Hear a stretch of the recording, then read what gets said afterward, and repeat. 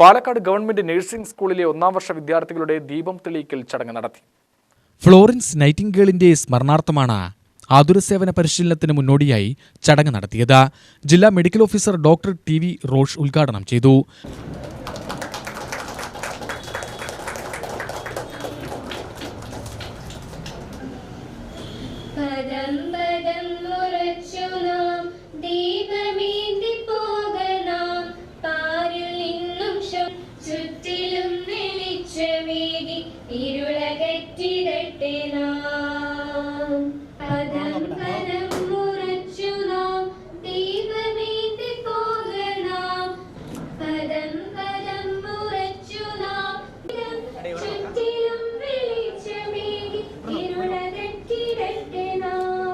Principal ആശാദീപ് അധ്യക്ഷത വഹിച്ചു.